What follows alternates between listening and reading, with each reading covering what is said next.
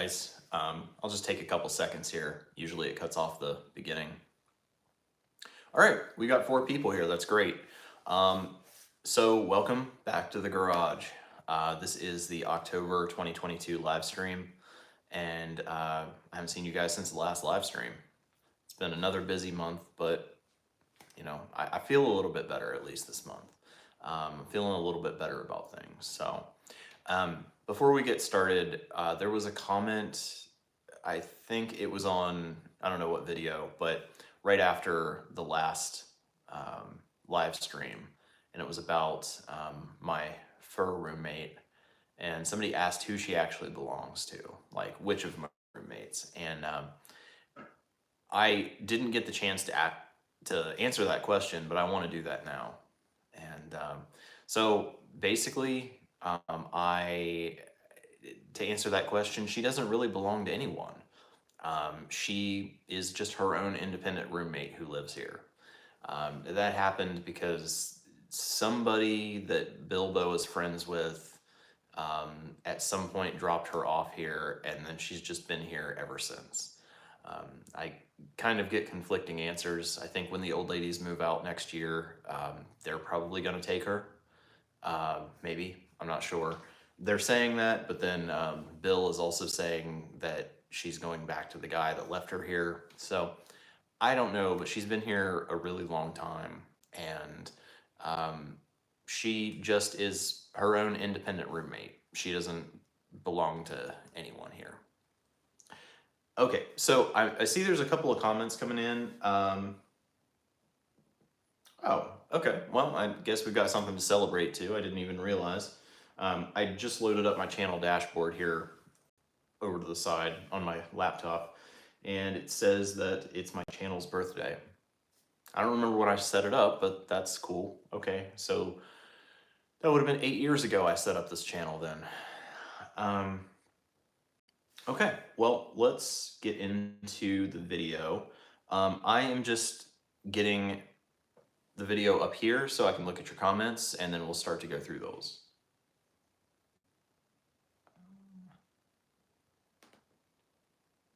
And that's going to take a little while. I just woke my computer up, so it's running really slow. Let me adjust the lighting here. That's a little bit better. Okay. I see your comment. I will get to it. I saw there was a couple comments before that, so I just want to answer them in order. So I'm actually just bringing that up over here on my computer. By the way, the drink for today is just Diet Pepsi. I actually had to run to the grocery, well, not the grocery store, the gas station, because I got in at like 7:30 this morning. I'll tell you guys a little bit more about that.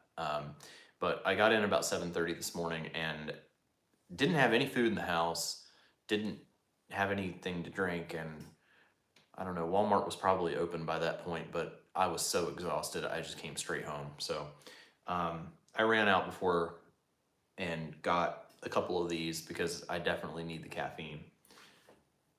All right, guys, so I'm almost there. Just bringing up the live stream on my side. Also got my canteen. That's not even what these are called. Is a Clean Canteen's the other company. This is Hydro Flask. All right, well, anyway, guys, so I see there's 4 people on here now. As usual, more will roll in as we go. But yeah, I just wanted to address like the dog roommate situation, since that was a question before from last time that I didn't get to. Essentially, she lives here, and I guess has lived here for, I don't know. I've been here since April. She's been here since then, and I think she was here sometime last year.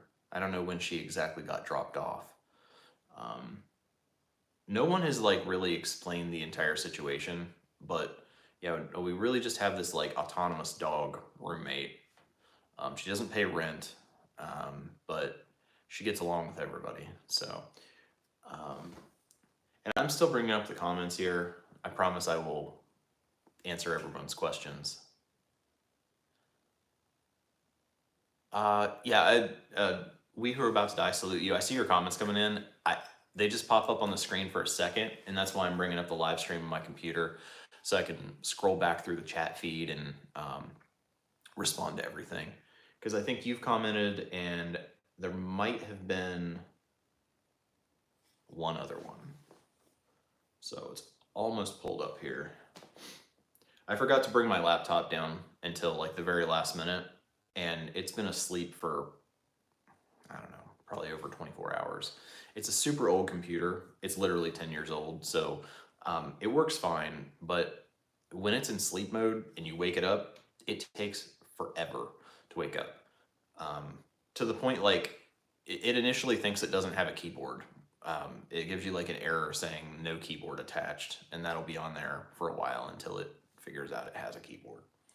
Okay, so we got the comments here. Okay, so we are about to die. Salute you.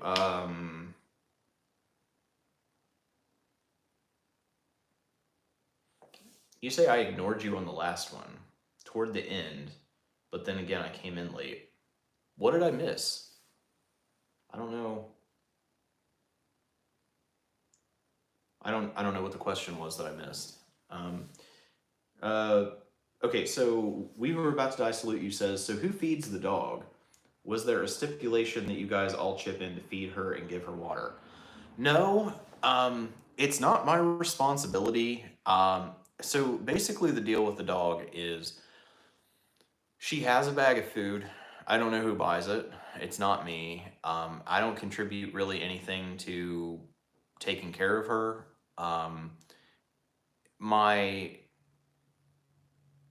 old man roommate, Bill, he walks her most of the time, but he's not always here. And I think when he's not here, the old ladies take care of her. But I mean, really, it's just walking her, which I don't do, but like walking her and feeding her. I don't know who buys the food, and I do occasionally give her food out of that bag, because sometimes I just notice she doesn't have any food and no one else has noticed. But I also always give her just a little bit of what I've got too. She loves anything but her food. So I usually give her stuff. And there's some stuff she won't eat, and obviously some things you wouldn't give to dogs. But her favorite thing, like ever, is chicken curry. She loves it. I did not think, I mean, I gave her a piece of the chicken just to see if she'd eat it, and she did. And man, yeah, I've never seen her. Oh, and then like give her water. I've never seen her out of water, but I do sometimes when I give her food, I'll just give her water because I feel like the roommates don't really wash her bowl out. Um, so I'll do that. And I sometimes, like if I go to Wendy's, I'll just tell them that I'm getting something for her, and they'll just give me like free nuggets for her. Okay, and guys, I see the comments coming in. I'm just hitting them all in order. But it looks like we got 10 people on now, so notifications should be they must be rolling in to say that I'm online. All right. Oh yeah. So we were about to die. Salute you. He's referring to, if you didn't catch it earlier, when I logged on to YouTube to get into the comments here, it said it was my channel's birthday. I didn't even realize that. So 8 years ago, I set up this channel, ironically living here in Athens with Bill. And let's see. We were about to die. Salute you says, I made another trip to DC to visit my sister. I drove through Beckley, Barboursville, and Charleston. Saw the Gold Dome.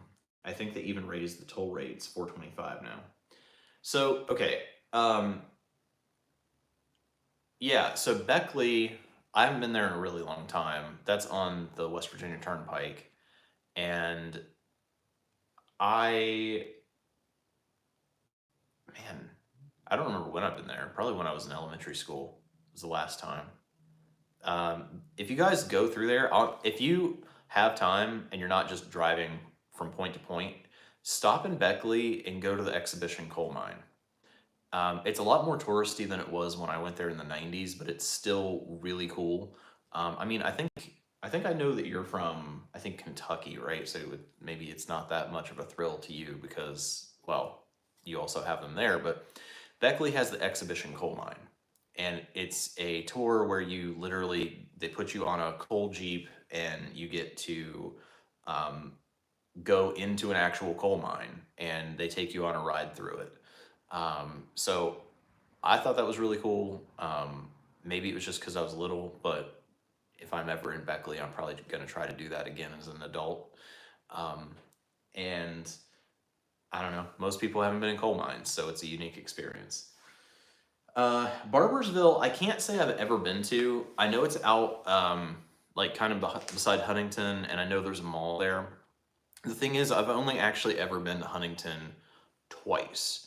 Once when I was little, and my dad was driving me somewhere further south in West Virginia. And I just remember we were far, far, far up on the hill on some 2-lane road, and you could look down the hill and you could see Camden Park, which is like West Virginia's version of Disneyland. There's like roller coasters and stuff. And he was telling me like how his mom took him there when he was a kid. But I've still never made it to Camden Park. So that's something I want to do eventually. And then Charleston, yeah, and so the Gold Dome, just to kind of connect you with what's going on in my life, that building is the Capitol, and that's the building that I've had to go to twice now because the Supreme Court is in there. So when I've talked on here about having to go to Charleston and submit my stuff um, for court, that's the building that I've been going to. Um, Yeah, so you're saying the turnpike rates are 425. I have not been down that way since 2012, so 10 years. So I have no clue. Um, but it was either 2009 or 2012 when I drove to Orlando. I found a way around the tolls. Um, it's Cabin Creek Road and Paint Creek Road, and they're these really, really narrow roads that are basically one lane, but you drive both ways on them. There's a lot of coal trucks on them too, but you can bypass the tolls on the highway by going that way. Um, all right. Hey Jennifer. Um, Glad you're here. I I always forget how many hours off you are from Eastern U.S. So, well, I'll answer. So that's a lot. A couple questions there. You said, "What's new and how are you?" I mean, that's a lot. Let me try to kind of dive into it. I said earlier in the video that I think I'm feeling a little bit better. Um, I I think the reason for that is like a few things. I've gotten slightly more caught up financially. Like I'm still not in a good place, but I got months behind on paying for stuff while I was working on all the court stuff, and I'm slowly getting caught up. So I mean, I'm not where I need to be, but like I'm feeling much better that I've made the progress that I've made. So I think that's part of me feeling a little bit better. And another part of it too is, I mentioned it last time, and we'll get into it a little bit later here in the video. But with the court stuff, I'm at a place where I feel like I'm a little bit more empowered because this whole thing has just been against me, and it's been every avenue I've turned to. They just shut me down and say, well, we're not going to help, or it's your fault, or whatever. But if you guys didn't catch it in the last video, I'm actually suing her now. So now that I'm kind of on the offensive, I'm feeling a lot more empowered to to do something that I have. a tiny bit of control of my situation. So I'm feeling a lot better about that as well.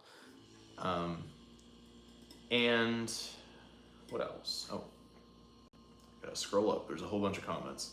Oh, and then you asked what's new. So this month, and depending on the questions, maybe I'll go into this a little bit more later, but October has been kind of a rough month for me, but like not the worst.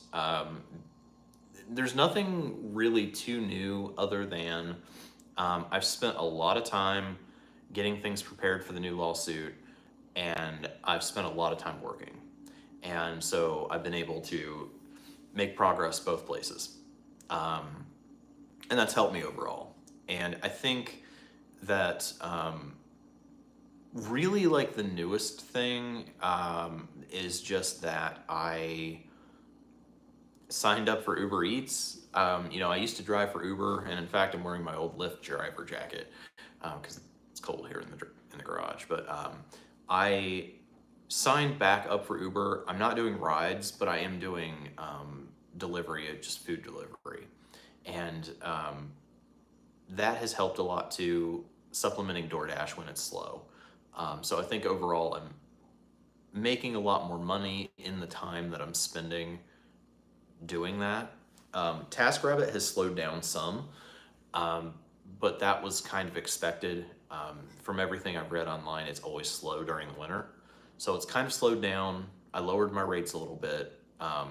Still overall not getting as much work, but I'm not as far behind on stuff now. And man, if Uber Eats stays the way that it is, like, I don't know why I wasn't doing this before, because DoorDash is the one that has so much market share, like way more than all the other food delivery apps combined.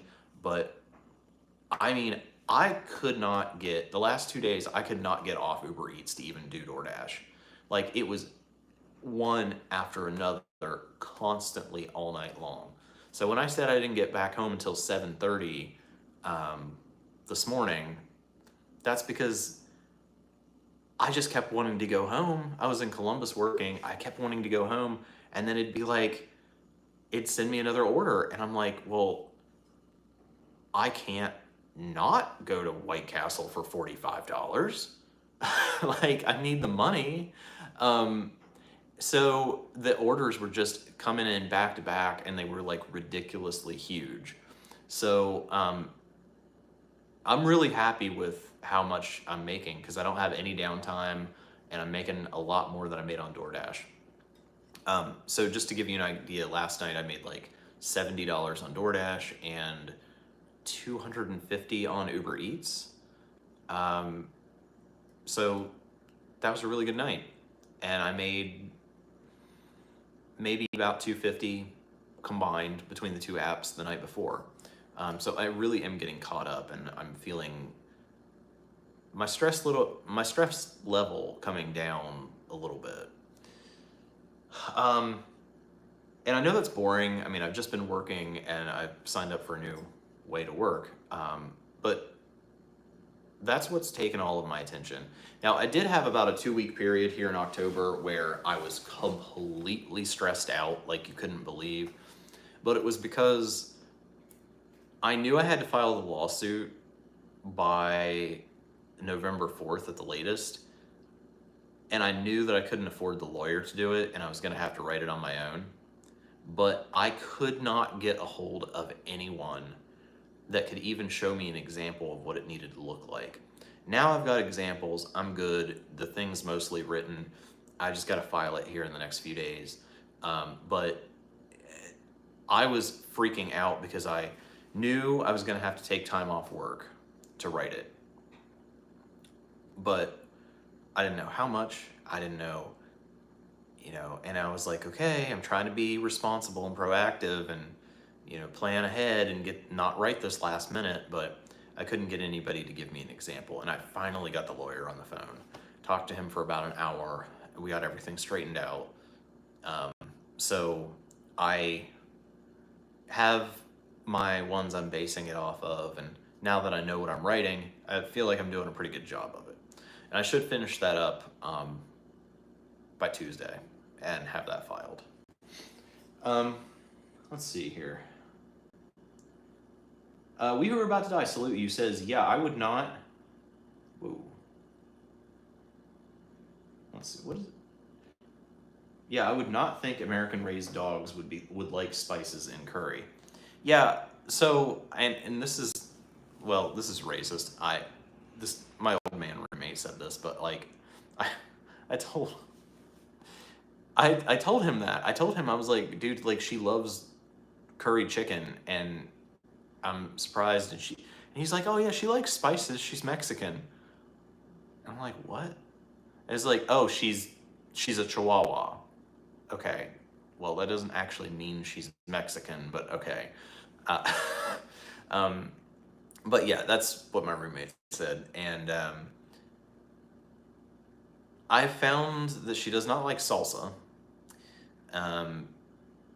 but she does like most spicy stuff. We Who Are About to Die Salute You says, they also have a beef jerky outlet, but then I noticed they have one in Simpsonville, Kentucky.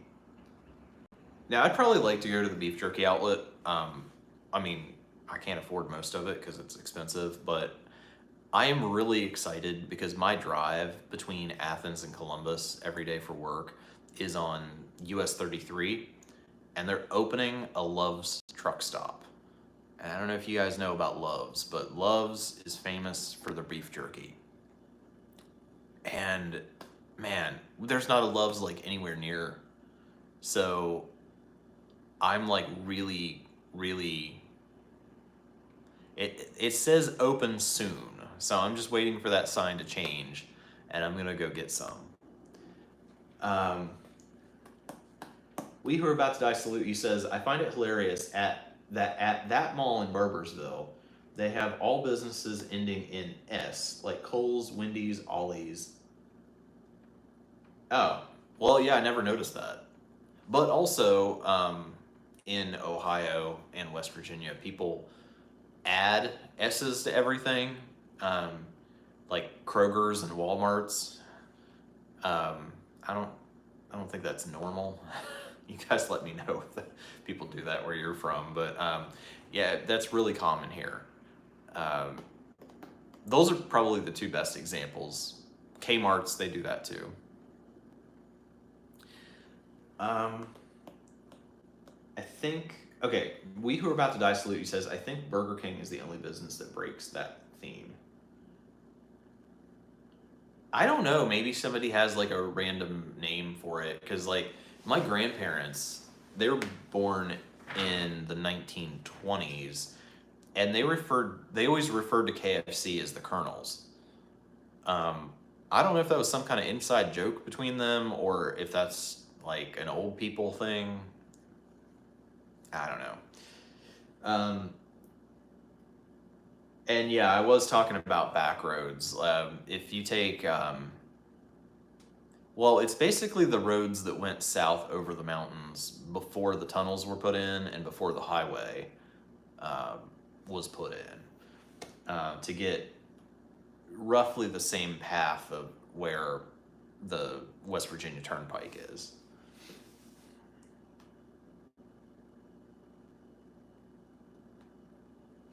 And then you asked, did you do the loan forgiveness? I did. I still need to get my 10,000. No, I have not done it yet. Obviously I'm going to, but I just haven't applied yet. I did see that there was the lawsuit that holded it, but then that was overturned, so you know, it is going forward. I will probably do that either Monday or Tuesday of this week. I've been working every day, but I'm taking Monday and Tuesday off to finish up the lawsuit document and obviously some like other stuff around the house too. And then kind of going full bore the rest of the week, just working and continuing to get caught up on stuff. So I know the application's not that difficult, so I'll probably just sit down and do it one of those days. Sandra Koo says, hi Mark and everyone, glad to be able to catch another live update. It's around 8 p.m. where I'm at. Glad to hear that you're standing up to absurdity and downright bullying and now getting along better. Yeah, hey, Sandra, thank you. Well, thank you for being here. Where are you that it's 8 p.m.? Because it's 3 here, 4, 5, 6, 7, 8. So you're 5 hours difference. So are you in Europe somewhere? Um, but so anyway, yeah, I appreciate you saying that. You said, glad to hear that you're standing up to absurdity and downright bullying. I mean, yeah, it is absurd, that's for sure. Um, I'm glad you can see that because I haven't got a lot of people in official positions to see that. Um, Bullying, I mean, it's something like that. If that's not what she's doing, it's something like that. But definitely from the people in different offices and positions of power, I do think that that definitely is what they are doing to me for sure. Um, and of course, people in positions like judges and it's not appropriate for them to do, but that is what I'm facing. So, um, so yeah, but I am standing up. Just to let you guys know, so I am filing the lawsuit, um, me versus her, and then there's some loose ends to tie up otherwise. I talked to my attorney a couple weeks ago, and I will be filing complaints with the Judicial Investigation Committee for both judges. That's the committee that actually charges judges with crimes um, based on their conduct. And my attorney said in my situation that that was absolutely appropriate. Um, he also mentioned, and I'm going to see, I would have to find a pro bono attorney who would take my case for this. But the first judge, the one we had back in April, who just did, I mean, absolutely everything wrong, just blatantly. Um, he said that since most likely the Supreme Court is not going to do anything, my only other two recourses were to ask the Supreme Court for a writ of certiorari, which would give me permission to appeal to the U.S. Supreme Court. He said I would probably be granted the writ, but that the Supreme Court won't hear the case. He said just realistically, unless you're a celebrity, they don't care. So that is not an avenue I'm even going to pursue. It would just be a waste to even get the writ. But he did say that because a lot of the violations at that April hearing that we had were violations of my civil rights and, well, due process rights. He did say that I am actually able to sue the judge in his personal capacity, not his judicial capacity. Because basically judges have judicial immunity where they are protected from any kind of thing like that. But if they are civil rights violations, then you can take the judge personally to federal court. So I believe this would be in Charleston. I think it's the Federal Court of Southern West Virginia. I'm not sure about that, but yeah. So I can't afford to do that, but if I can find an attorney that would represent me pro bono, because it's a big case, and I know there are a lot of like civil rights organizations who will do that kind of thing, then that is an option I'm exploring as well. That's not a high priority thing, but that's out there that I could pursue. And there's a couple other small things as well. But yeah, basically the main focus is just going to be on the lawsuit itself. And fortunately, the lawsuit is kind of self-paced because after the initial thing is filed, we get as much time as we want during discovery. There's like no real timelines. It gives me plenty of time to make the money to pay for the lawyer and to prepare my case. It's not like last time where it's this super rushed thing where I get a notice and have to be in court in 10 days. So that's what's going on with that, basically. But again, Sandra, thank you for, I guess, for seeing that independently and validating that the whole situation is ridiculous. Okay. We were about to die salute you. You said they opened a Buc-ee's in Kentucky. Yeah, so I've never seen a Buc-ee's, and I don't know how that's possible because 2 years ago when I was traveling all around the country, I saw all these different regional brands of gas stations and stuff, and I never saw one. But since I've been back, I've seen a lot on YouTube, like the YouTube shorts, especially like, I think it's called like Things Southerners Say, and there's some like similar sites like that. And you know, they all talk about it, and I've watched videos. I basically know what it is, but I have just never seen one to be able to go into it.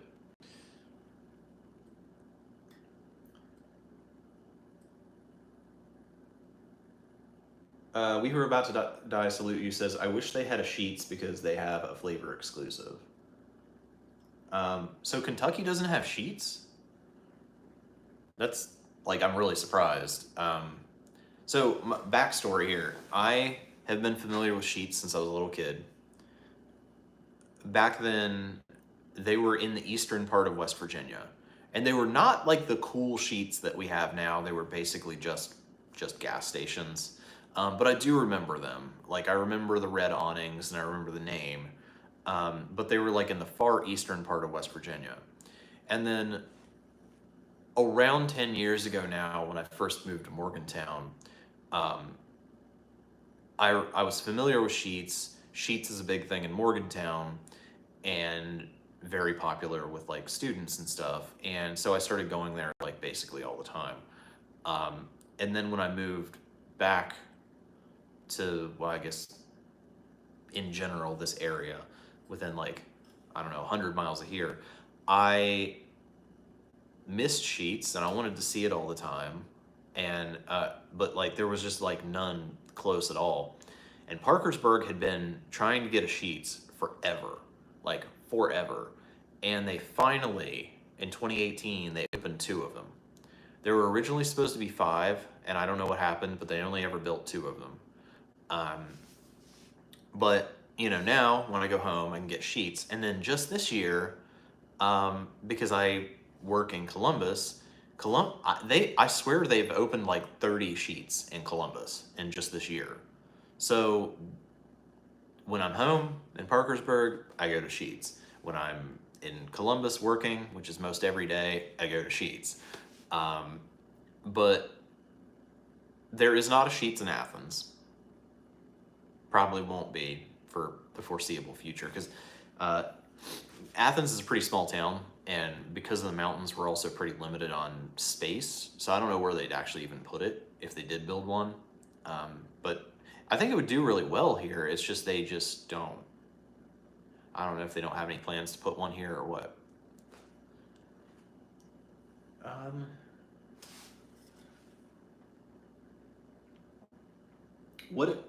We who are about to die salute you.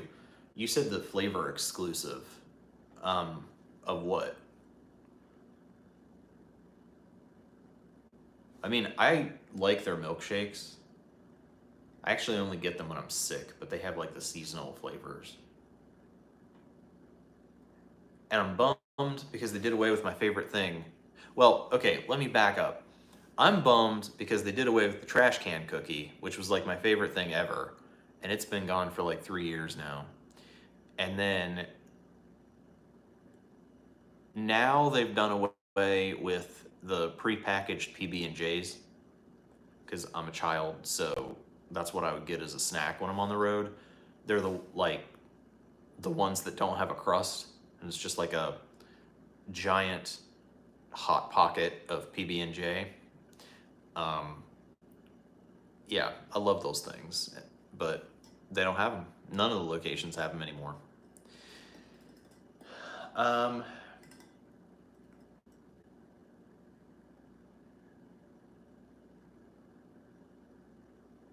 Okay, Sandra, yeah, you're in France. Hey, Sandra, I'm just curious. So, since you're in France, how did you originally come by my channel? I know a lot of people find it because I talk about the student loan stuff, but that I would assume doesn't apply to France since that's like a very US thing. Um,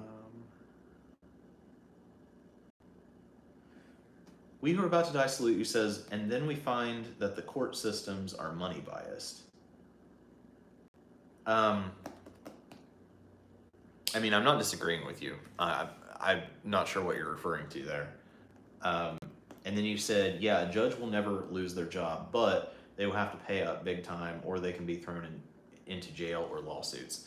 So there's a couple different things. So the Judicial Investigation Committee is essentially the court for judges. Like the judge has to come in and testify and put on a defense. So basically, I would write my complaint. The judge has to respond. Then the committee decides whether they're going to press charges against the judge. They're not criminal charges, but they're like a special kind of judicial charge. And then the judge can be fined or they can be sanctioned in some other way.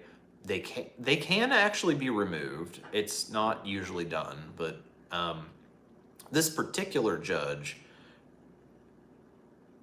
it's going to be very harmful to him because he keeps trying to like move up in the ranks.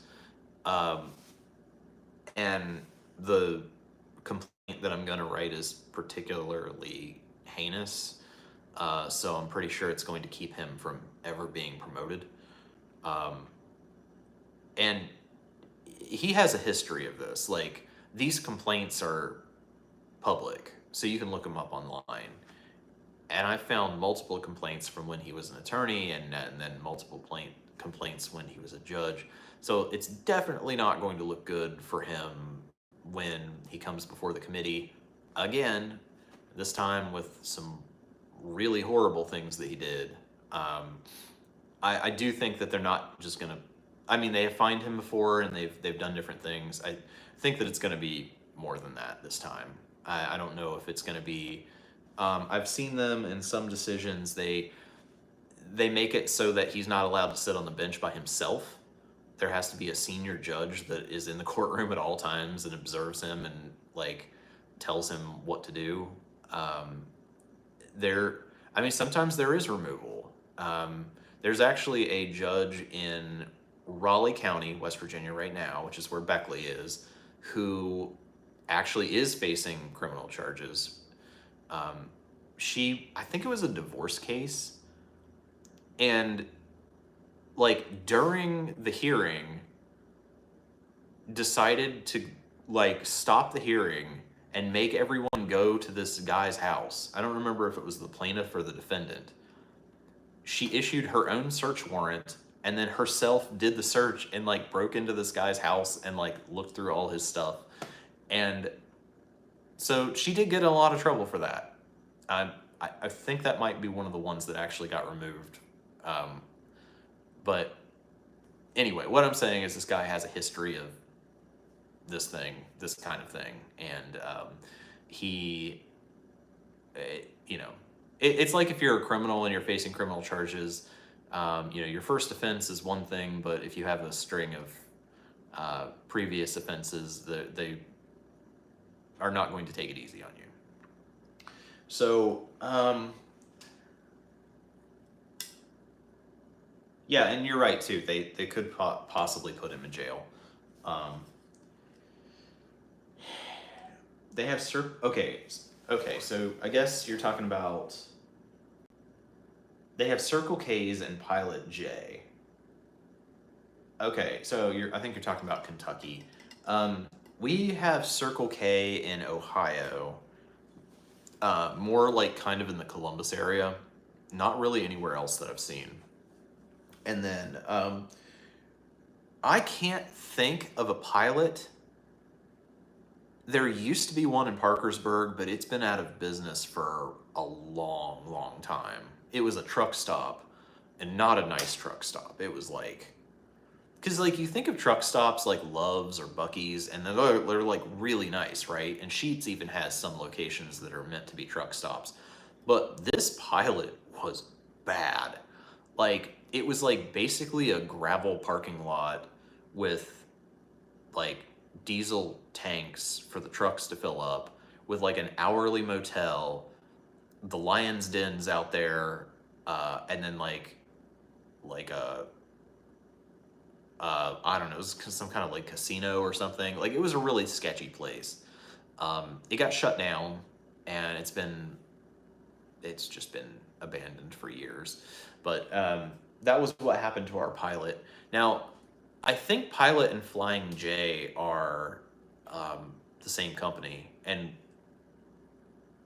a long time ago now. God, like soon after I graduated high school, up around Youngstown, Ohio, outside of Hubbard, there's a Flying J. I used to love that place. I drive a lot now, and my dad drove a lot. I've always been on the road. My grandpa, my mom's dad, was a truck driver, so I kind of feel at home at truck stops, and I love actually to go over to the truck stop, like, you know, because you got the convenience store side and then you got like the truck side. I love to go over there and like look at the little electronic contraptions that they've made like exclusively for truckers. I mean, me as a driver, basically as a profession, I think I could probably use some of that stuff too.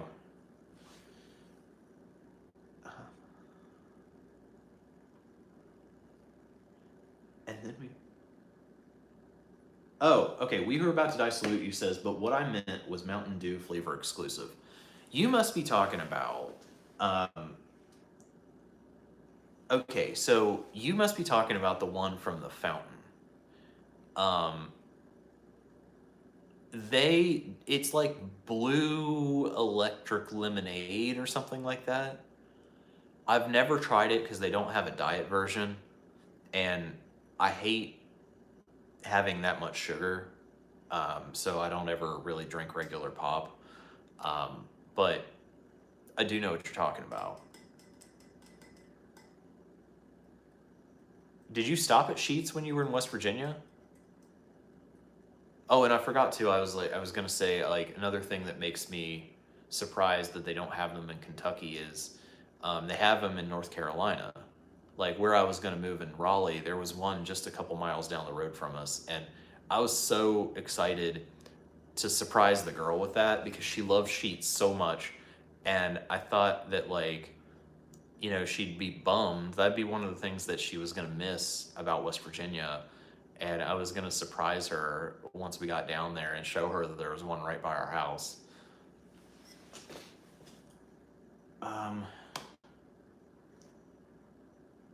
Let's see.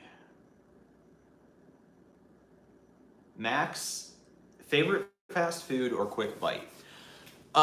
Okay, so I try to find a mixture of cheap and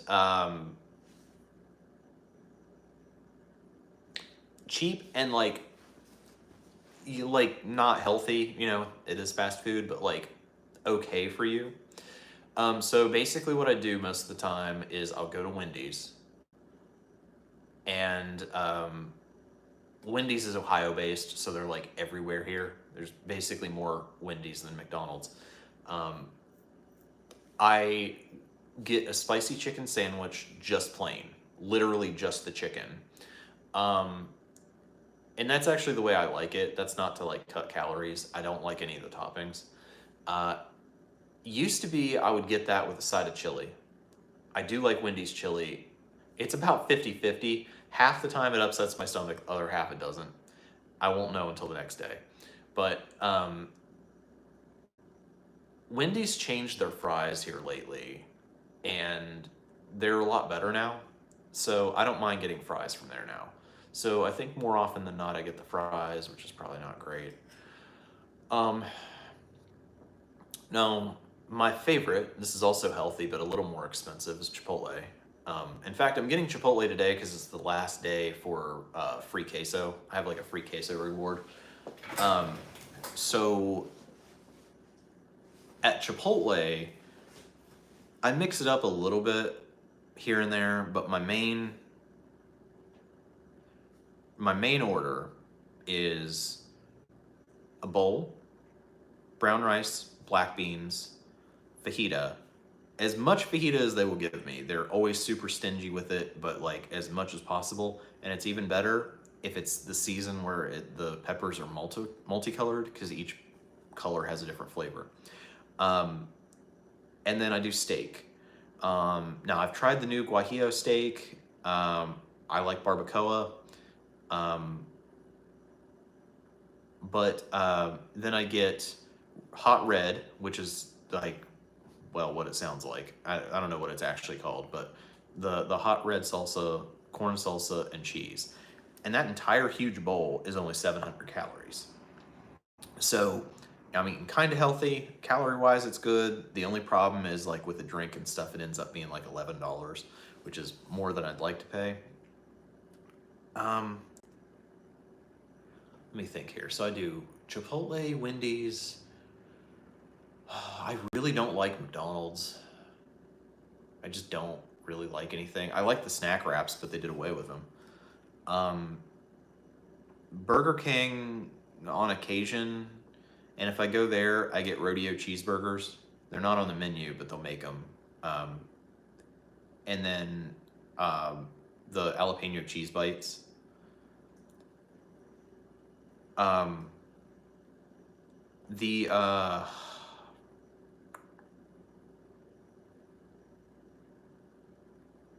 Man, I do eat food. I can't think any, I'm trying to answer your question about fast food and I can't think right now, but I do go other places than that, especially with as much as I drive around. I don't get to eat at home much.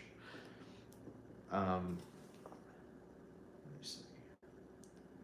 So yeah, I mean, for quick food. Oh, and you know what? I've actually, when I was living in Parkersburg a year ago, I actually kind of got a taste for Qdoba. We didn't have a Chipotle. It opened, they built one. It opened in December of 2021, right before or right after I moved to Morgantown.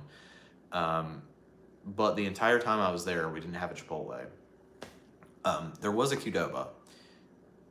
And at first, I was just kind of like meh about Qdoba. But I've got to the point where I do like them now. And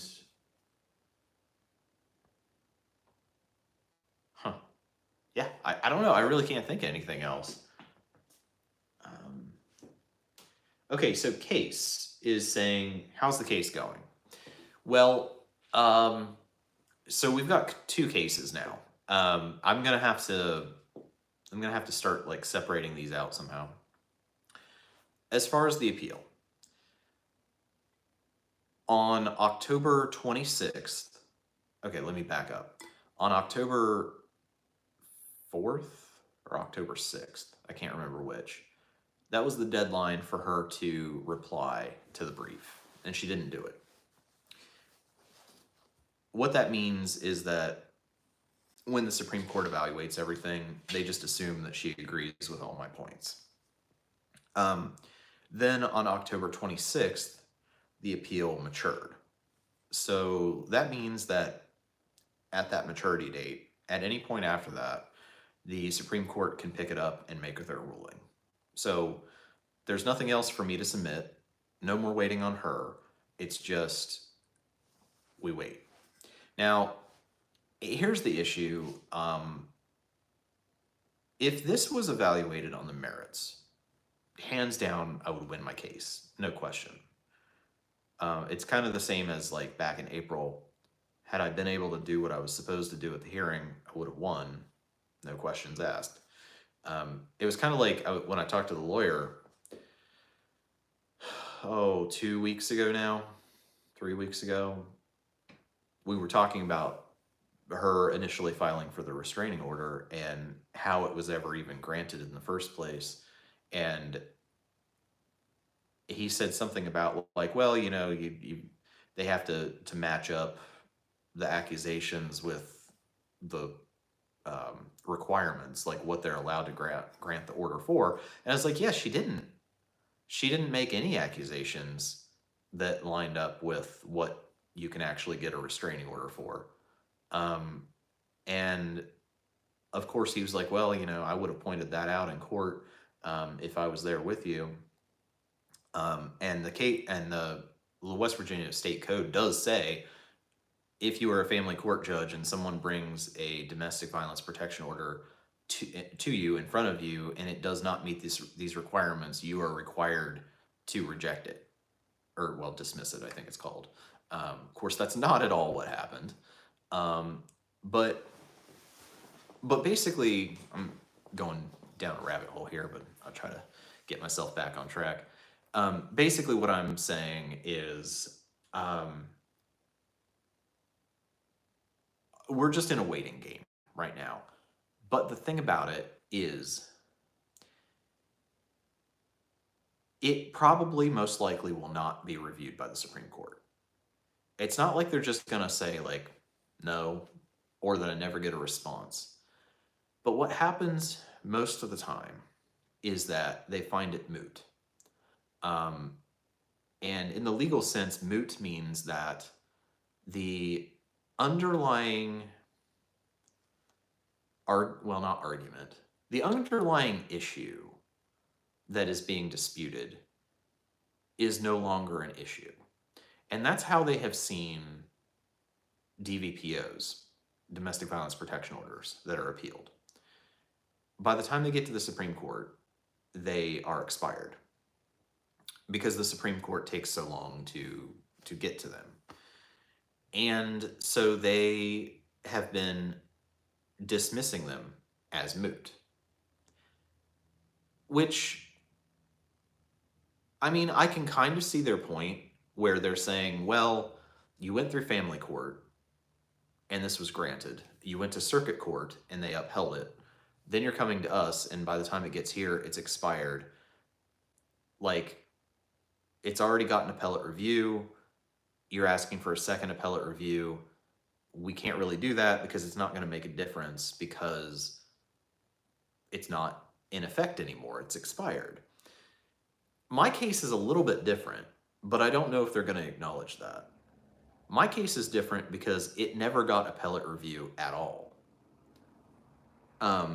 Basically, it went from family court to circuit court, and the circuit court was required to hold a hearing, which they did technically hold a hearing, but the state defines that hearing as being given the opportunity for both sides to present argument, which we were not. And because we weren't, that means it didn't get appellate review. Now, to make this even more complicated, while we were in this process, West Virginia changed its entire court structure. It used to be, there's magistrate court on the bottom. These are people who are not even judges. They're not even lawyers. They're like literally random people off the street. That's the lowest level of judge. Well, they're not technically judges, magistrates, but up above that is family court. Up above that is circuit court. And then it went State Supreme Court of Appeals. Well, sometime after she filed this restraining order, but also it was sometime this year, they added a level to that where it goes circuit court, intermediate, is that what it's called? Intermediate court? Something like that. And then Supreme Court of Appeals. So every other type of case now has an additional level of appellate review. It goes from, so I mean, it just basically goes like that. And you have to go through the intermediate court before you go to the Supreme Court. The one exception to that is DVPOs. So even under the new system, it's still going to be moot by the time it gets to the Supreme Court. Now, there was one case that I cited in my brief. It was a case from Harrison County, which is a different county than where I'm at. And in this brief, like my case, the circuit court also did not hold a hearing. And the Supreme Court found two things. Now, what's interesting about this is that in West Virginia, protection orders are for either 90 days or 180 days. Most other places, they're a lot longer. Like Ohio's is 5 years, but the max you can get in West Virginia is 180 days. And that's why we keep running into this problem. Because in other states, it's not moot when it gets to the Supreme Court. But in West Virginia, this is a repeated problem. So basically, what is happening is West Virginia has kind of created this problem where their protection orders are so short that you really can't appeal them. Yet you have the right to appeal under state law. You didn't used to. They changed it. You used to have to actually get permission to appeal to a higher court, but you do now. But then you're denied that right. So anyway, long story short here, basically what I'm saying is when I wrote my brief, I found a case where for some reason, even though at that point that they finally reviewed it, the protection order had been expired for 2 years, the Supreme Court actually took the case, even though it was moot. They said that they reversed the initial protection order that the family court had granted. And on top of that, they said that the circuit court failed to hold a hearing for appellate review. So it's the only case I can find that's like mine in that it never got appellate review. And they also overturned the underlying family court decision. They said that they would have reversed and remanded the decision based on circuit court, the circuit court not holding the hearing, except that they were already on their own overturning the initial protection order. Now, and then there's like one other weird thing that goes into all of this. Basically,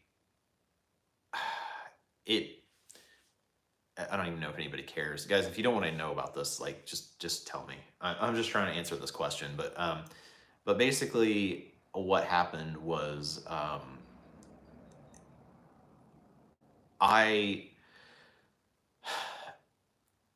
the other issue that I'm facing is not just the mootness, but it's this issue where they don't overturn things. For example, in the U.S. Supreme Court, and most states follow the example of the U.S. Supreme Court, but of course, back-asswards West Virginia doesn't. So if you appeal something all the way to the U.S. Supreme Court, and it's moot by the time it gets there, so let's say that they even would accept a protection order case, but you get it to the Supreme Court and it's moot. If it's moot when it hits them, they reverse the original decision, just across the board. If it's moot when it gets to the U.S. Supreme Court, the underlying decision is, so they don't rule on it because it's moot, but they reverse the underlying decision. West Virginia does not do that. So the protection order that never got appellate review, that is not going to get review at the Supreme Court, doesn't get automatically reversed, and there's then no way to ever reverse it because it has to be done through this appeals process. So that's just another screwed up thing that is a part of all of this. But anyway, so the point about that is the appeal matured on October 26th, and now it's just a waiting game. I don't know if it'll be this year. It'll, if it's not, it'll be probably in the first half of next year. But almost certainly they're not actually going to do anything about it. And I need to do something about this whole situation. And that is why, we're in a few days. Like, October 26th was 4 days ago. That's when the appeal matured. And now, by Friday, I'll have this thing filed for the actual new lawsuit. So there's a few days gap there, but basically overlapping the actual appeal with me suing. And the reason I'm suing is just, I've taken the appeal to the extent that it can be done. And it's just pretty obvious at this point that like nothing's going to come of it. So I have to take action so that something will come of it, so that I can address these issues in some way. And that's what the lawsuit is. So I'm not going to go into a ton of detail about that, but I mean, you guys, I think, get the gist of what the lawsuit is for. Um, and that is going to be filed within the next few days. And I will say, got to give a huge shout out to Johnny Depp, because I actually am using his initial complaint taking Amber to court as a model for what I'm writing as my complaint to court. We who are about to die salute you. Thank you. I'll get it. I get it. 10/31 for Halloween. Hey, Halloween is my favorite holiday, but it's ironic that you said that right as I was saying like I'm suing this girl. So like I guess yeah, it's gonna be scary for her. So happy Halloween. Um, I so yeah, so just I'll get back to the court stuff, but just side note here, Halloween is my absolute favorite holiday. I really am a kid at heart, and I love Halloween. I haven't got to dress up in years. I live in Athens, which has the biggest Halloween party in the country, but I was actually in Columbus yesterday working, so I didn't really get to see it or participate. Last year, I was, well, not that I'm not now, but last year I was in an extremely terrible, hurt, bad mood around Halloween, and I couldn't enjoy it because I'd just been ghosted and I didn't know what was going on with the girl, and that just lost my job because of her and all this stuff. So I was like in a really bad place, and I certainly was not enjoying the holiday or able to get into the spirit of it.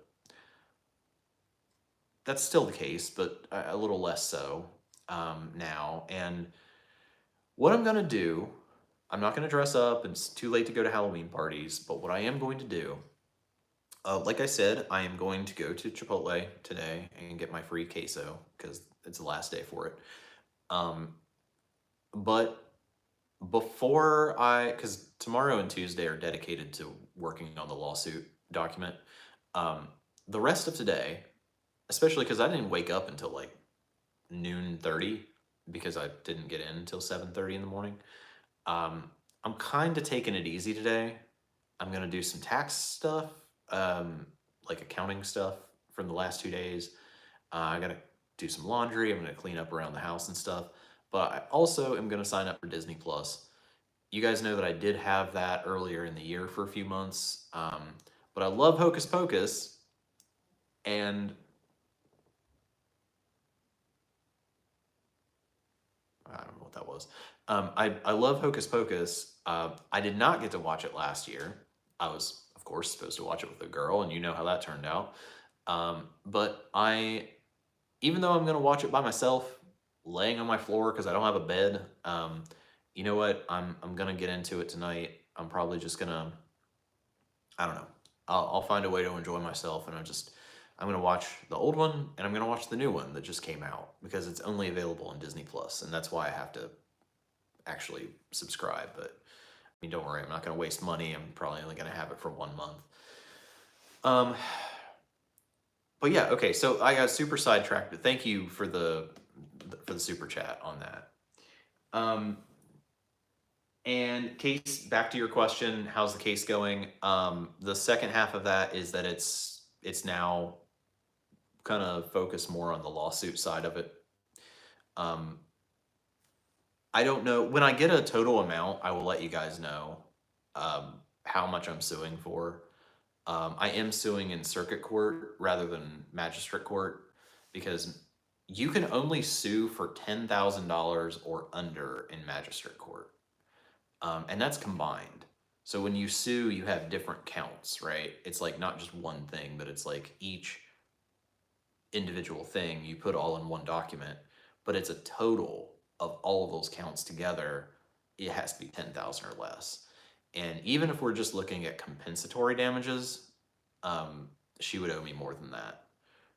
So, and I am going for everything. I'm going for compensatory, punitive. Um, I am going to ask for retractions to be made. I don't know if the judge will order that, but that's where you have to, make a public post stating that what you said wasn't true and retracting it. Um, so I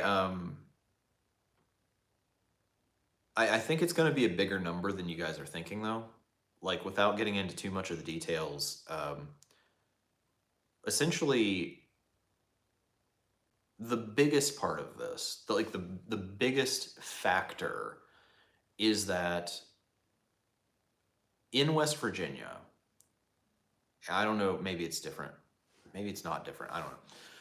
So, when somebody files a restraining order against you, even before it's granted, like the temporary order that's granted without you being there, that is sent to something at the NCIC, which is I think it's the National Crime Intervention Center. I don't know. That's probably wrong, but it's a national organization that holds. It's a clearinghouse for information and documents for background checks and law enforcement agencies, that sort of thing. Well, essentially, as soon as somebody files this against you, even though you weren't there and it's just a temporary order, it goes to this system. And the best you can ever do, even if you win your case and it's not granted, it's still on there.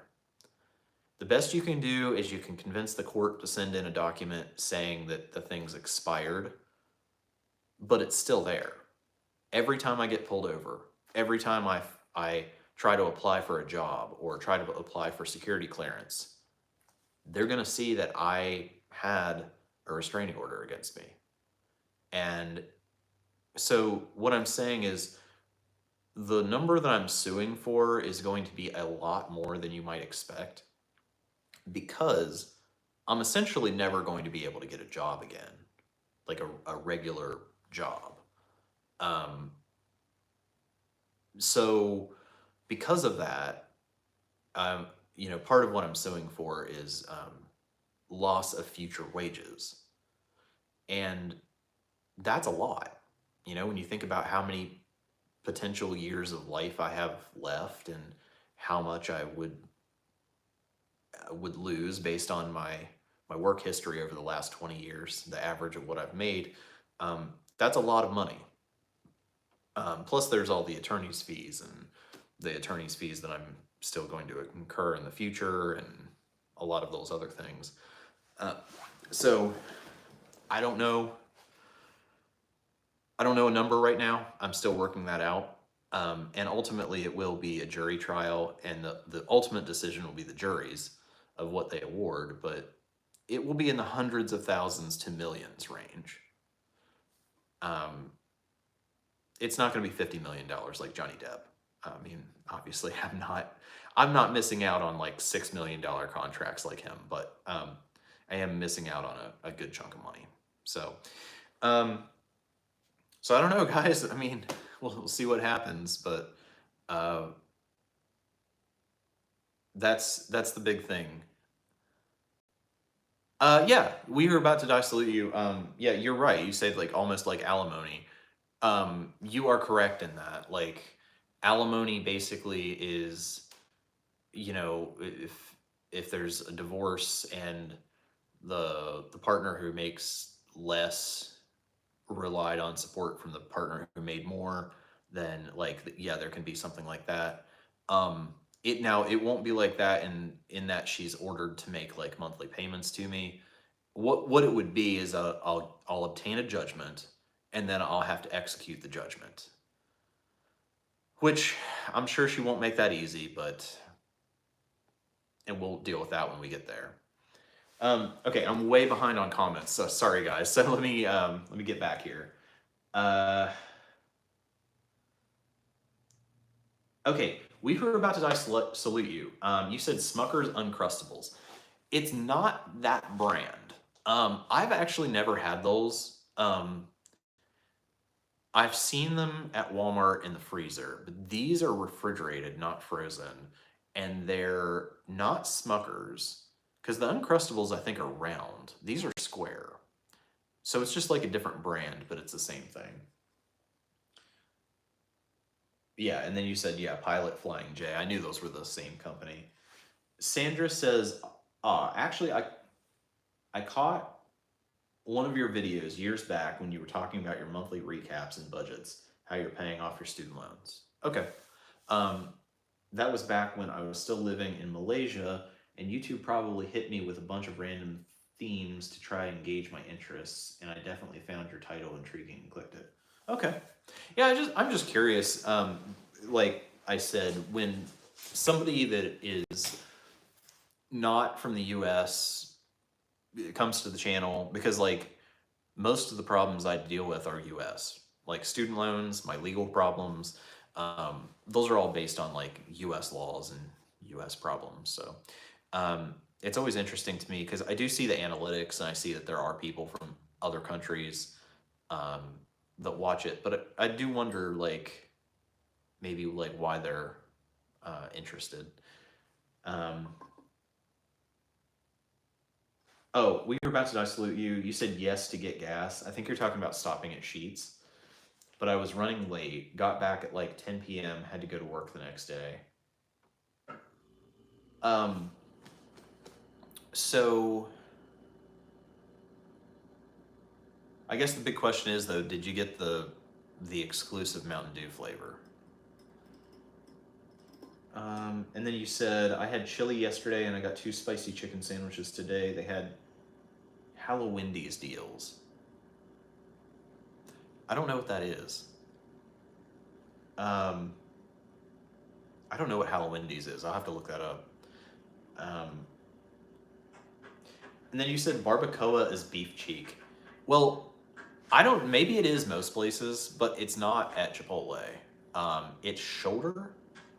Um, like I've looked it up.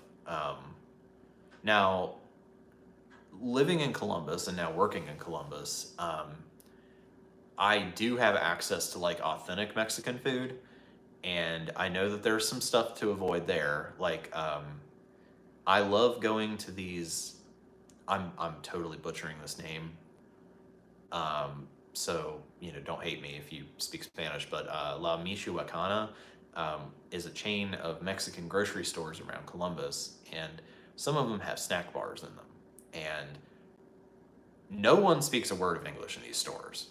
Um, they always stare at me when I go in, but there's like a taco stand, and I can speak enough Spanish to order. Um, but I know like what to stay away from as well. Like I know lingua is beef tongue, and there's another one that's some kind of brain. So I just know like which ones not to pick off the menu. Um, we who are about to die salute you says Arby's I think has the best jalapeno poppers. I've had theirs, but I don't remember. I mean, it's been a long time. I also kind of remember. I don't know if you have Captain D's near you, um,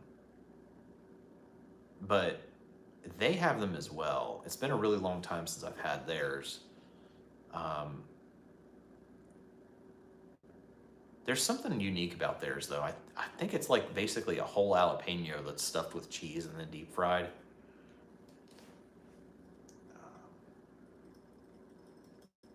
Yeah, and then we who are about to die salute you says have a happy Halloween. I will try. Um, I will try. I mean, it's not going to be special and like the level most people have it, but I will try my best to. Yeah, it is my favorite holiday, so I'm not in a good place, I guess, in life, but I'll try to make it. I'll try to make it a little bit better, I guess. Um,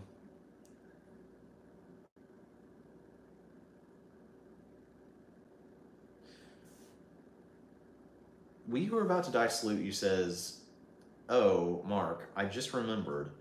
Borrowed future. Dave Ramsey made that video, but it applies to what we had to go through. Well, anyone wanting to know about Sally Mae Navient? I don't know what that is. Is that like a documentary?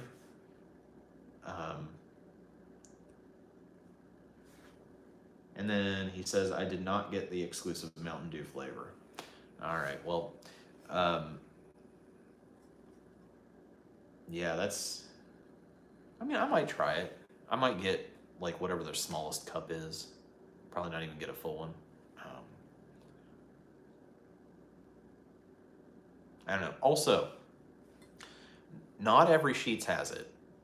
In fact, I would say most don't. But some Sheetz have Dole Whip. They only have the pineapple flavor, but I love it. Last summer, I lived off that stuff. Dole Whip is basically ice cream, but it's not ice cream. It's the same consistency, but it's made out of like pureed pineapple. And I don't even like pineapple, but I love it. Yes, documentary. Okay, I mean, I might try to watch it at some point. I literally cannot stand Dave Ramsey. Like, he literally makes me cringe. So I don't know if I can get through something that he's talking in. But I will check that out. Okay, guys. So we got 17 people here. We are 76 minutes in. Let me go take a break. I gotta grab something for the dog, and then I'll come right back in a couple minutes. In the meantime, if you guys leave any comments, I'll go ahead and respond to those.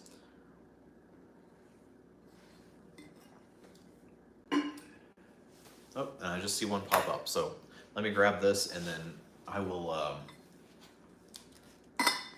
be right back down, and I'll respond to everything.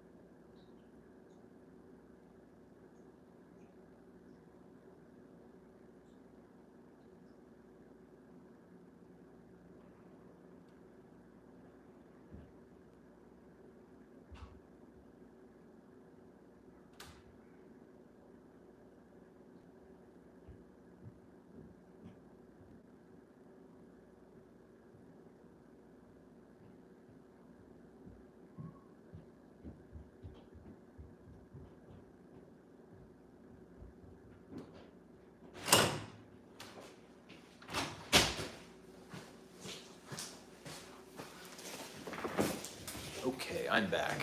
Hey, everybody's here. Thank you guys for sticking with me. Doggo, I know you can see like the bright sun here. Doggo was upstairs sunbathing. Okay, so,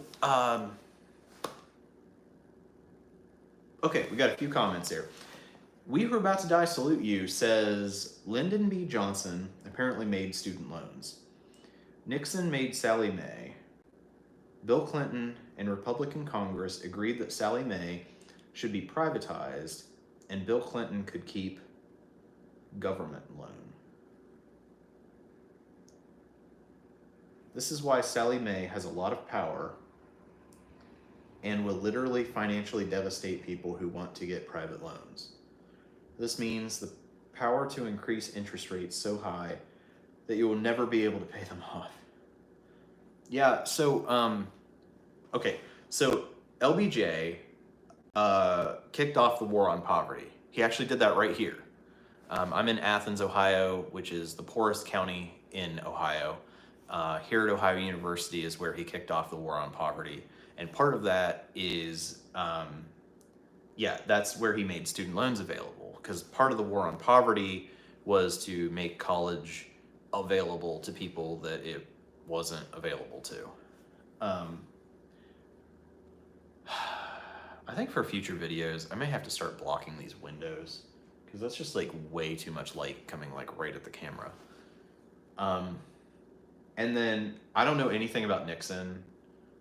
I did know that at one point Sallie Mae was a government organization. And so then you've got it, you're saying that it's been privatized. And yeah, just to give you an example, like I'm still paying on my Sallie Mae loans. Well, okay, well they were Sallie Mae, now they're Navient. I had 3. I paid 1 off. And then I have 2 more. And the one, it's like, I call it my $19,000 loan because when I got out of college, that was roughly the balance of it. There's like the $19,000 loan and then like the $45,000 loan. Those are my 2 Navient loans. And the smaller one, the $19,000 loan, I paid a pretty large payment on it every month from like from 2012 to 2017. My mom, well, no, that's not true. I think maybe I just didn't pay it for a long time because I didn't have the money. I'm not really sure. Somehow it didn't default. My mom made some payments, but then like, because they were in her name as well. They were private loans, they're joint loans. But then, like, I know I was paying on it in 2015, and I know my mom stopped making any payments in 2016. So at least from 2016 on, I've been making the payment every month. And in doing that, I think it was just last year maybe, where it finally got paid down to the balance that the loan originally was. I mean, I had been paying for what, like 5 years just to get it down to the original balance. Now once it did hit the original balance, it actually has gone down pretty quickly from there. So I think it's like 15,000 or like 14,000, and in like the high hundreds. It does seem to be decreasing a lot faster now. Now the other one, the $45,000 loan, yeah, that's just a money pit. That's one of the ones where I'm just gonna have to eventually just be rich enough that I can pay it off lump sum. It's not that the balance keeps going up, it's just that it has a relatively high interest rate on it, and the payment is pretty large. Like I'm talking like, I think I'm paying like $300 a month just for the payment of that loan. And the issue is, when I look at my statements, it's like, let's say the payment's $300. Well, like 275 of that goes to interest. So I've been making these payments for years and years and years, and it's barely made any impact on that one loan in particular. And I think it's because it has such a high balance and such a high interest rate. But, you know, that's not something I can really focus my attention on right now because I've got more pressing issues. Right now, it's just making enough money to make the minimum payment every month.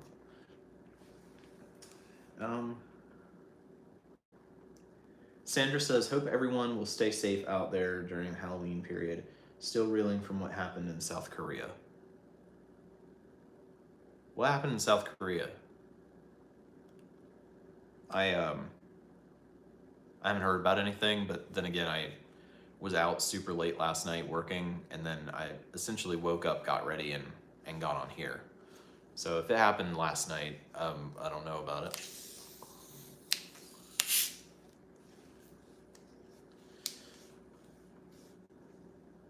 Well-behaved wallet says massive stampede in South Korea. 154 people killed. A stampede of people or animals? Also, well-behaved wallet. I know I mentioned to you a few months ago about doing a collab. I'd still like to do that. Let me try to get my life a little bit more together, and then let me know if you have a topic that you have in mind that we could do that on. I will. I just don't want to say like right now. I'm not. I don't want to say anything about like, oh, like, yeah, let's go ahead and do this, because then my life is crazy right now and something will pop up and get in the way. That's happened before. I had a pretty big YouTuber reach out to me, and I committed to doing a collab with her and then totally let her down because of my chaotic life. I hate that I did that. I hate I did it to her. I hate that I missed that opportunity. So, let's see. Okay, so I haven't heard about this at all. So, massive stampede in South Korea at a Halloween party.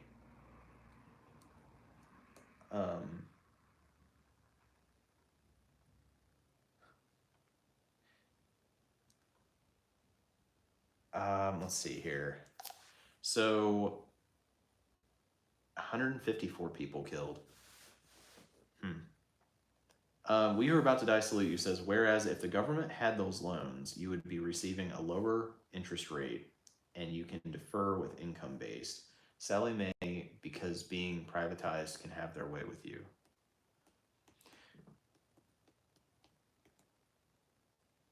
Yeah, they are private loans. I mean, I don't know. I'm not too worried about it. Like, they'll get paid off eventually. I'm very different than most people in that. Like, I would love to have my finances in better order, and I would love to not have debt. And I do, like, my goals are to pay off my student loans, but I'm also not gonna just stress myself out about it. And I was gonna say not enjoy everyday life. I don't enjoy everyday life right now because of everything I've got going on. But like, let's say I was in a place where I did, I'm not gonna cause myself not to because I, whip myself into a frenzy about the student loan thing. I'm not gonna do that. It's there, it'll get paid eventually, or it doesn't, and I die and they don't get paid, not my problem at that point. I come from a culture where it's really important to pay off your debts and keep your word, and I'm trying to do that. I really am.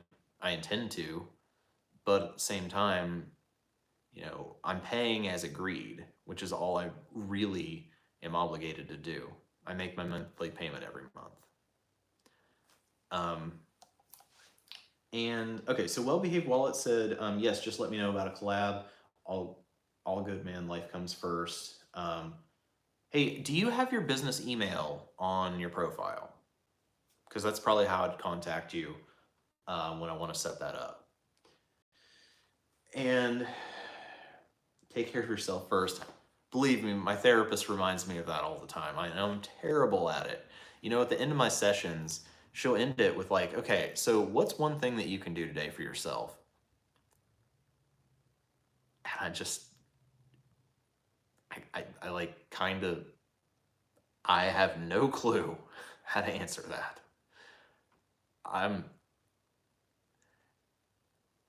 That's something I definitely need to work on because like for some reason I'm 37 years old and in my mind, for some reason, I have like never in my life thought about what to do for myself rather than all the work that needs to be done or all the people I need to deal with or the problems I need to take care of. So at some point I need to just like sit in quiet and think and try to figure out what it is that I can do for myself.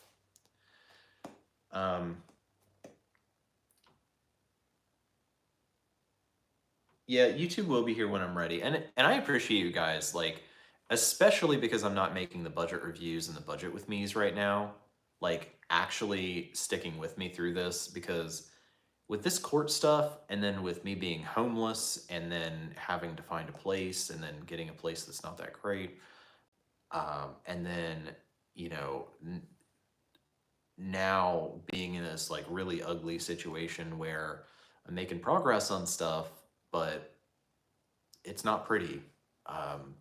Obviously, the comment about the hair, I'll get to that, but like, look at me, guys. And I mentioned this, I filmed a video. It won't be up until probably the second week in November, but I did film a video finally. And I talk about that in there. I'm like, look at me, I look horrible. Look at my videos from a year ago. And it's a representation of like how I'm feeling and what I've been through. But like, it's important for me to be real about like where I'm actually at in life.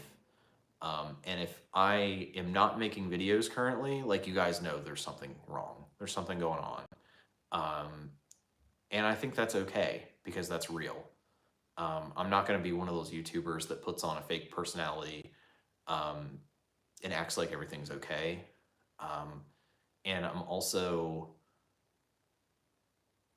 like just keeping it real. Like sometimes I just get upset about stuff that's going on. And that prevents me from being able to focus on working on YouTube, sometimes even working my actual job. So,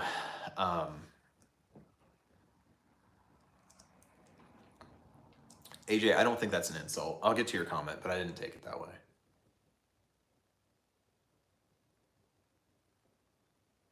Something's making really weird noises out in the hallway.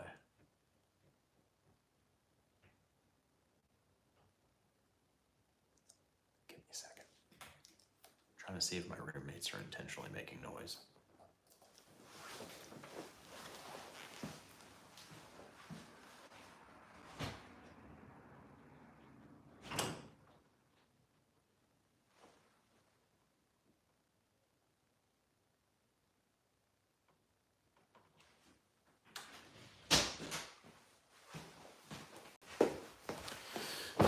Okay, I don't know what that was. Anyway, okay, let me get back on comments here. But yeah, what I'm saying is I really appreciate you guys sticking around. Nothing I'm doing is really pretty. The videos I am able to make are not, there's not effort put into them. I'm, you know, but you guys have stuck with me and I appreciate that. I do know that when I'm able to start building the channel again, you know, you guys will be here. And I do have this platform still that essentially I can just pick up where I left off. AJ says, you're looking like a hippie now, Mark, with your beard and longer hair. So here, I'll get closer to the camera so you guys can see. You can see my eyebrows are out of control to the point that actually it's gotten to where, like, when I'm doing my hair, I've actually had to start putting product in my eyebrows because they just like frizz everywhere. Now shaving, it's been a time issue, so I generally only shave like once a week now. Um, and then, yeah, my hair is absolutely out of control. Like, my sideburns are so thick. Um, Now, the reason for this is, well, one, I've just been so busy that I haven't had time to even think about getting my hair cut. But the other thing is, too, just saving money. Like, I've been behind on things and I've been really struggling on um, stuff. So as you guys can probably see, I usually put myself last. Not intentionally, but it's just like, okay, you know, I need brakes for the car and that has to happen. I can deal with my hair being longer. So it just keeps getting put off. But I think it's gotten to the point where in November, I'm just absolutely going to have to get it cut. Um, so I don't even remember how long it's been. It's been months. But, and at this point, my eyebrows are out of control enough. I'm actually going to have to get them waxed because they're beyond what I'm capable of fixing. Um, but yeah, I mean, these are going to be thinned out, shortened up. Everything's going to go back to basically the way I've had my hair for a while now. It's just, I've been growing it out basically to save money. But it is such a pain to dry every morning. Even with a blow dryer, it takes forever. Um, and while it does save money, it kind of also costs money because I go through hair product a lot faster.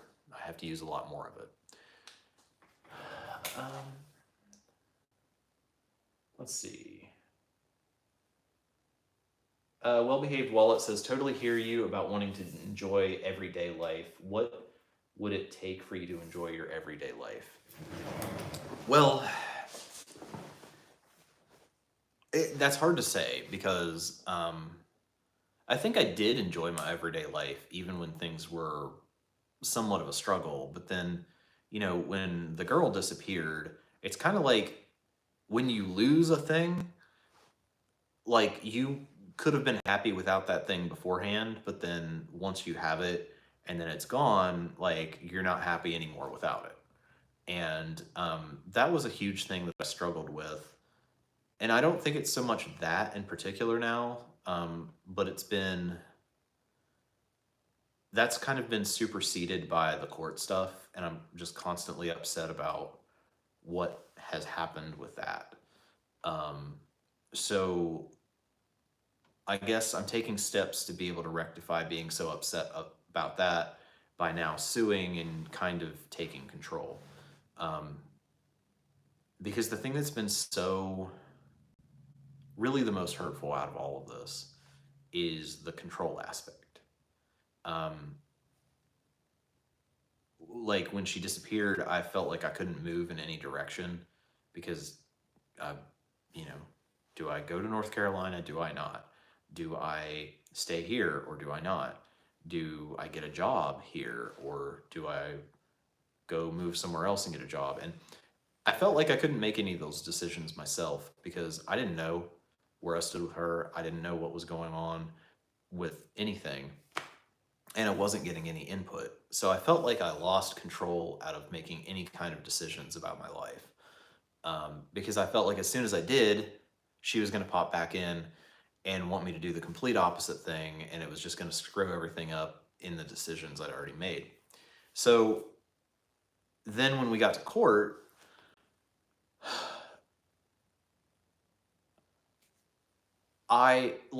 that was where I felt it was partly her, it was partly the court, but they took every remaining shred of control that I had of my own life away from me. And I've really been struggling with that ever since. I'm way more upset about what the court has done than what she has done. And it wasn't until this month to 2 months really, when I decided to sue, and then when I finally got where I'm at right now, where most of the document is written and it just needs to be filed, that I've felt like I'm taking some control back. And control has never really been an issue for me because it's not important to me. I'm really pretty easygoing, and I don't feel like I need that. In fact, I've always kind of just given her control of the relationship because it seemed like she felt more comfortable being, I guess, the partner in control. And I didn't feel I needed to be, so she could be if she wanted to be. But when everything is taken away from you, and you feel like you have no options, no recourse, I don't know how to describe that, but that's a situation that you just have this feeling 24/7 of just, I don't know, it's a mixture of a bunch of stuff, but it's all bad. And I've had that since April, and it's only just now starting to lift at all. I am, I am taking some control, and I'm saying, and I am, I am saying, like, I'm not going to be treated like this. I'm not in the wrong here. Like, I guess I'm presenting that, like, I am going to take control back because, I'm going after the person who has wronged me. And so that gives me a little bit of comfort, I guess. Let's see. Oh, so to answer your question, what it would take me to enjoy my everyday life, I really think that we're going to have to resolve some of this court stuff. That's the thing I'm most upset about, like I said, even more so than what happened with the relationship. So seeing this court process through and being taken seriously this time through the process, that is going to make me feel much better. And I think once I have that, then I can start just little things, whether it be going hiking or just anything. Like, I can do little things that I enjoy that make me happy. Because right now I can't enjoy those. Because, like, while I can go do them, I don't enjoy them because I still feel that just, like, all the time bad feeling of just, like, not having any control over my life. Let's see. So, Well-Behaved Wallet said, also, I missed it. What are you drinking? And I saw something else about Mountain Dew in an earlier chat. This is just Diet Pepsi. I need the caffeine, and I got home at 7:30 this morning because I was doing DoorDash and Uber Eats all last night. So I didn't have any caffeine in the house, and I just ran out to the gas station before I started the live stream so that I could just have something. I knew I wouldn't be able to stay awake, basically. And in fact, I haven't actually even eaten breakfast today. I got 2 taquitos at the gas station. That's all I've eaten today. So after the live stream, that's when I'm going to go to Chipotle and get the queso, because I got free queso today. So, oh, and then Mountain Dew. Yeah, We Who Are About to Die Salute You was talking about how Sheetz, which is a gas station, has an exclusive flavor of Mountain Dew. And I've seen it, but I've never tried it. So that's what we were talking about there. And Well-Behaved Wallet says, LOL, yes, your therapist has the right idea. That's a good exercise. One thing each day to take care of yourself. So, you guys know I worked at Candid, which is that tech startup in teleorthodontia. But we did a lot of stuff that was, like, not work related there. And one day, so this person that worked there, this girl named Lydia, she used to be a game master at a place called Kingmakers. It's essentially a bar in the short north that has all types of games, like board games and other things. And there's always somebody who works there who teaches you how to play the games. And that's what she used to do. Well, there's this one game, and it's a card game, but not like regular deck of cards. It's got its own set of cards. And it's something to do with a spaceship, but I can't remember what the name of it is. But anyway, the way the game works,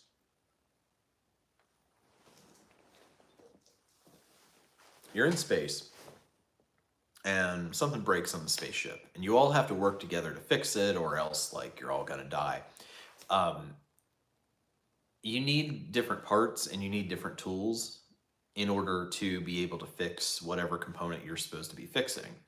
Um, but whatever they have in this game, it's like they're not normal tools. It's not like a hammer or a wrench. They're things that there's no comparison to in the real world. They've just been drawn, like imagined for this game. So there's not like words to use to describe what it is that you need.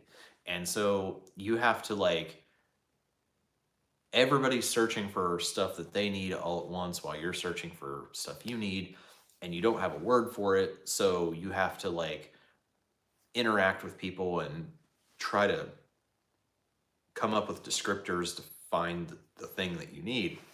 Well, anyway, um,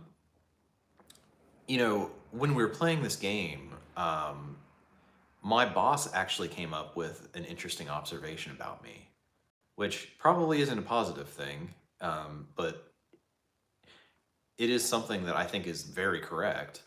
And what happened is during the game, um, I was shouting out like I needed this thing, and like no one was responding to me. They were busy doing their own thing.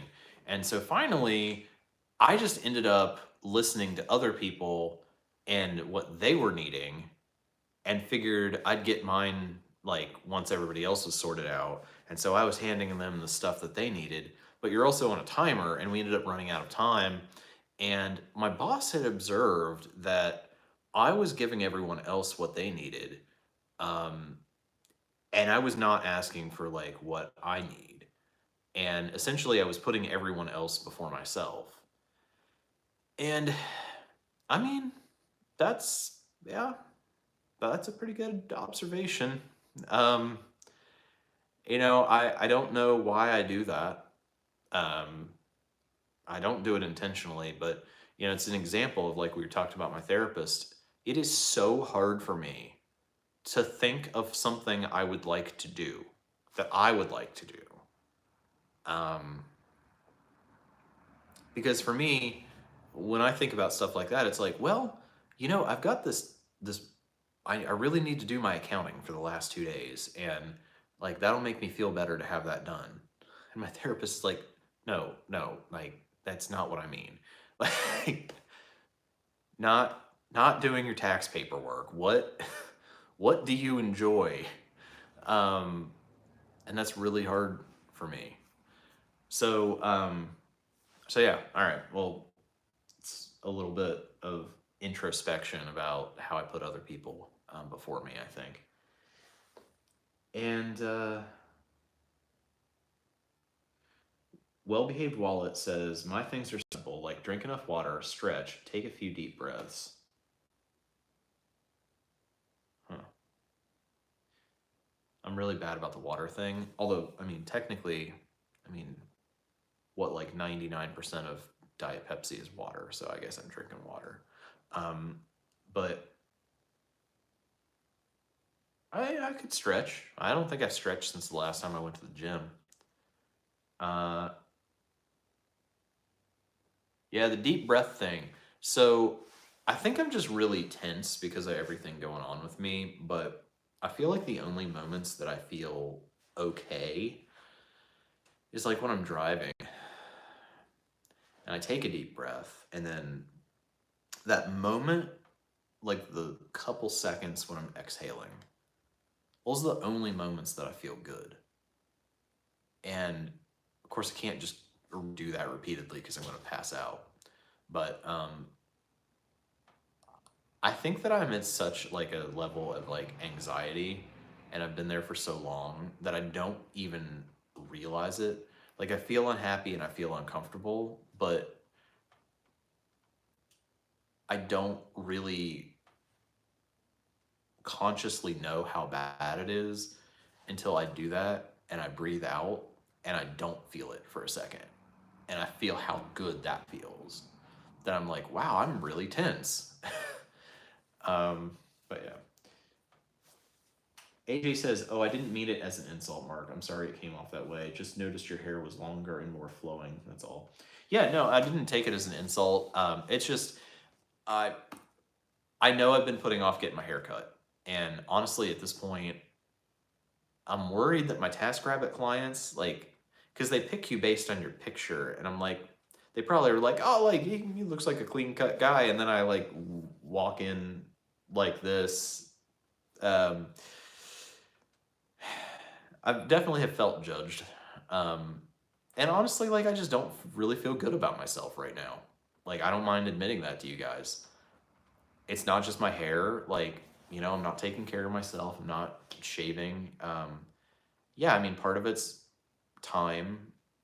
Part of it is like the whole roommate situation, bathroom situation thing right now. We're having a fight about toilet paper. So there's stuff going on there that, you know, makes me less inclined to take the time out to go in there and shave. But it just, I don't know. It's like, that's something that once this lawsuit is filed, like, I will have more time to do because essentially we're just waiting on the Supreme Court. And we're just waiting on their answer. That's it. And then with the lawsuit, once it's filed, it's a slow process, but it's a self-paced process for discovery, which would be the next step. So it's not like it has been all this year where they've been like really pressing deadlines for getting stuff filed. A lot of times I had to put that stuff before taking care of myself. But now I've just got plenty of time to work and relax. And working helps me relax because the more on top of my finances I can be, the more I feel like I can just chill out slightly. It really does help my mental health a lot to know that I have money and I'm not stressing about being behind on stuff.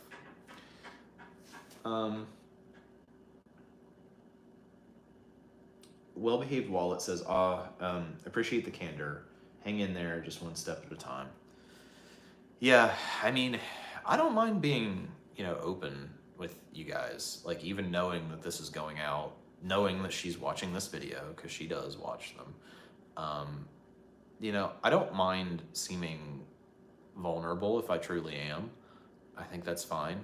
I guess that maybe I'm just more comfortable than most people would be about it. But I think it is a good thing. Like, I think that it's good for people to be introspective and to be open about what it is they're going through. Like I said earlier, I don't want to be fake on here. And in times that my life is going really well, you guys will see that reflected. And you'll see that there's no negativity, and you'll see that I'm happy and things. And if you see that, that's genuine. But also, if I'm really struggling, and if I'm really upset, you'll see that. I think that psychologically, it would be dangerous not to do that because, you know, there's this thing called appropriate affect, and it's basically if you have the emotions that correspond to, well, I guess correspond. I cannot talk today. Correspond properly to the situation. And if I were in this situation and I acted like everything was just totally fine and I was fine, that wouldn't be healthy. It wouldn't be real. And I think that, I don't know. I just think that it would be kind of almost dangerous. Like if I was having an inappropriate emotional reaction to a situation, like I would be worried about like, okay, is there like a mental health issue here? So,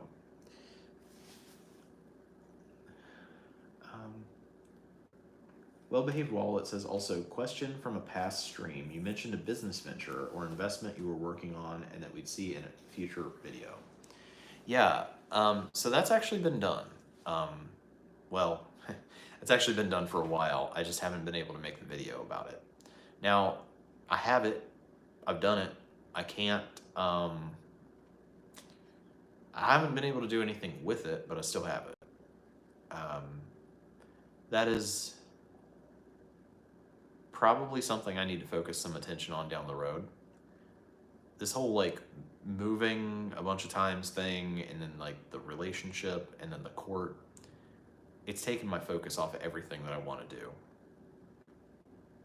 So it's not a high priority, but it is something. And of course I do want to make the video. I mean, I've been talking about this since 2018, and I want to tell you guys what's going on. But I also don't want to guarantee and say like, oh, I'll make a video about it next month, because I can't promise that. Oh, can you share info? Totally hear you on being real close to the line or over the line with the budget. And yeah, and it's been like that all year. Like when I went to Morgantown, of course, you really can't live on like $1,000 a month. And the girl was supposed to be moving with me and paying me rent, and then I didn't get that income. And then I was supposed to get a work from home job and work from the fraternity house, but I couldn't do that because the guys were so damn loud. So I ended up, I ended up running up my credit card for living expenses. And then with moving, I moved to a place that there are no jobs, but I had to come here because I didn't have anywhere else to live. I mean, things are better now.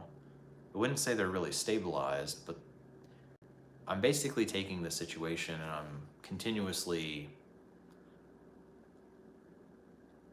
I guess, tweaking things to make them more efficient and make the best of the situation that I have. But yeah, I'm generally like pretty well over budget. But like I said, I have also made some progress on getting past things paid back. And one of the last things that I need to get caught up with is my credit card, because I actually got like 3 months behind on my credit cards. I'm on a payment plan with them now to get all the minimums paid solid. So I'm not in collections anymore, but, and then before that it was the storage units. Those are paid current now too. But it's been a really slow process to get back on my feet. And we got 20 people now. This is awesome. We're 119 minutes in. So we're like basically 2 hours in. I think those notifications are still going out. Let's see.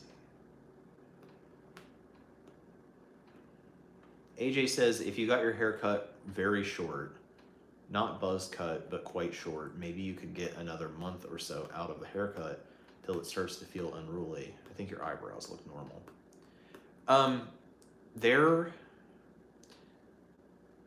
There's a lot of like scraggly little hairs that, like I said, I started putting hair product in them, because what was happening is the hairs are so long is that they were actually like either hanging down in front of my eye or like getting on my eyelash and just driving me crazy basically.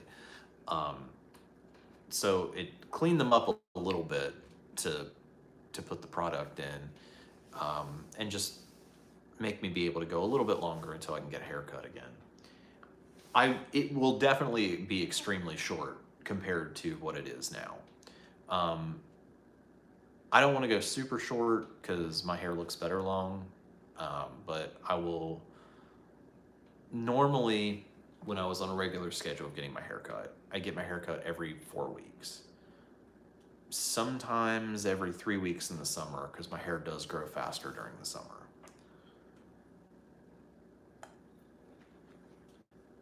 I mean, there were a couple times I went a couple months, but I don't remember the last time I got my hair cut.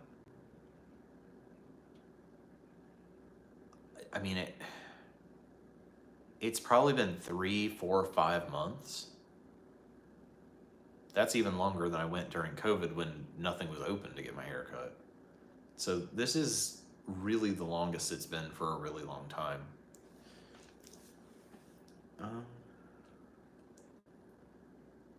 Sandra says, sorry, got to head off for now, but here's to hoping that everything will turn out better for you down the road and for this final year end quarter. Kudos for keeping it together and being strong. Well, thank you. Yeah, keeping it together is all I can do right now. It's not comfortable, but you know, I do see that I'm making progress, so that makes it a little bit better. One thing that I do want to say, we're at the end of the comments now and we're 2 hours in. One thing I want to just mention is I was able to film a video. So Sandra here just mentioned, you know, for the everything will turn out better for you down the road and for this final year end quarter. So you guys know that at the beginning of the year, I made my 2022 financial goals.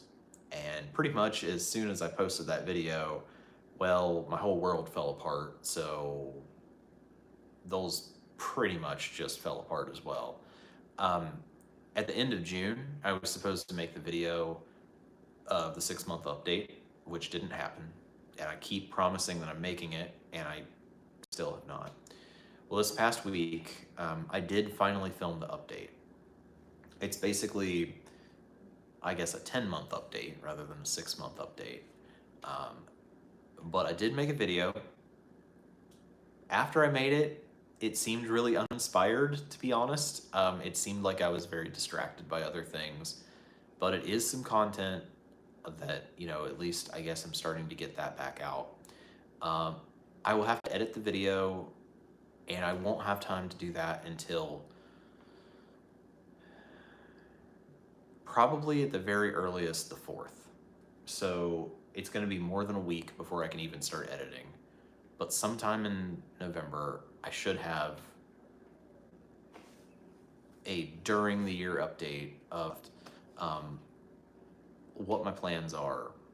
And then basically in January, I'll kind of regroup again and set maybe some more optimistic goals for 2023.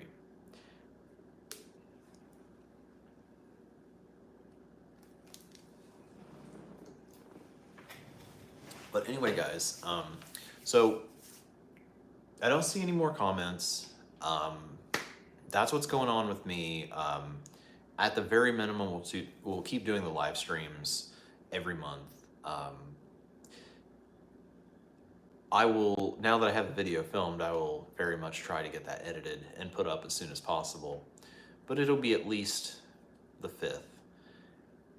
Let's say sometime between the 5th and 15th that I should have that video up. And that's the first real content video I will have made since February when I posted the 2022 financial goals.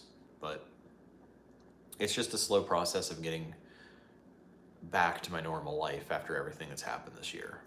So I don't see any more comments, so I will go ahead and end the stream here.